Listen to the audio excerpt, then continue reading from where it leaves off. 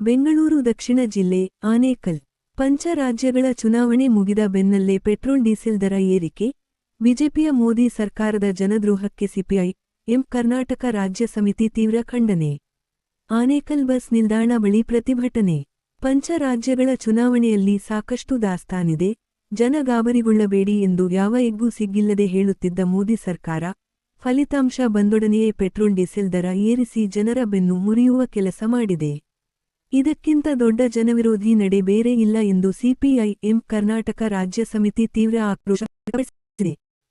America ಸಾಮ್ರಾಜ್ಯಶಾಹಿಗಳ ದುರಾಕ್ರಮಣದಿಂದ ಹಲವೆಡೆ ಸೃಷ್ಟಿಯಾಗಿದೆ. ವಿನಿಯೋಗಿತ ನಡೆಯೆಂದರೆ ಈ ದುರ್ಮಾರ್ಗಗಳ ವಿರುದ್ಧ ಇತರ ರಾಷ್ಟ್ರಗಳೊಂದಿಗೆ ಕೈಜೋಡಿಸಿ ಯುದ್ಧ ನಿಲ್ಲಿಸಲು ಪ್ರಯತ್ನಿಸುವುದಾಗಿತ್ತು.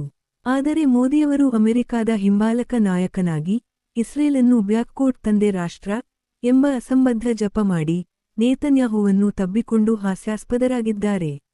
ಇದು ಜಾಗತಿಕವಾಗಿ ದಕ್ಷಿಣದ ದೇಶಗಳ ನಾಯಕತ್ವಕ್ಕೆ ಕಳಂಕ ತಂದಿದೆ ಎಂದು ಸಿಪಿಐ ಎಂ ಆರೋಪಿಸಿದೆ. ಇತರ ಅನೇಕ ದೇಶಗಳು ತಮ್ಮ ನಾಗರಿಕರ ಹಿತರಕ್ಷಣೆಗಾಗಿ ಪೆಟ್ರೋಲಿಯಂ ಉತ್ಪನ್ನಗಳ ಬೆಲೆ ನಿಯಂತ್ರಣ ಕ್ರಮಗಳನ್ನು ಕೈಗೊಂಡಿವೆ. ಆದರೆ ಭಾರತದಲ್ಲಿ ಅಂತಹ ಕ್ರಮ ಕೈಗೊಳ್ಳದೆ ದುಡಿಯುವ ಜನರ ಮತ್ತು ಜನಸಾಮಾನ್ಯರ ಬದುಕಿನ ಮೇಲೆ ಹೊರೆ ಹೆಚ್ಚಿಸುವುದೇ ಕೇಂದ್ರದ ಬಿಜೆಪಿ ನೇತೃತ್ವದ ಮೋದಿ ಸರ್ಕಾರದ ಉದ್ದೇಶವಾಗಿದೆ. ಜನರ ಹಿತಕ್ಕಿಂತ ಬಿಜೆಪಿಗೆ ಮತ್ತೆ ಮತ್ತೆ ಚುನಾವಣೆ ಗೆಲ್ಲುವುದೇ ಮುಖ್ಯ ಎಂಬುದು ಮತ್ತೊಮ್ಮೆ ರುಜುವಾತಾಗಿದೆ ಎಂದು ಸಿಪಿಐ ಎಂ ಆರೋಪಿಸಿದೆ.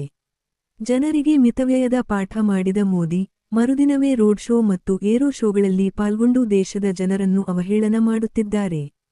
ದರ ಏರಿಕೆ ಮಾಡುವವರು ವಿಧಿಸುವ ತೆರಿಗೆಗಳನ್ನು ಕಡಿತಗೊಳಿಸಬೇಕಾಗಿತ್ತು ಎಂದು ಸಿಪಿಐ ಎಂ ಅಭಿಪ್ರಾಯಪಟ್ಟಿದೆ.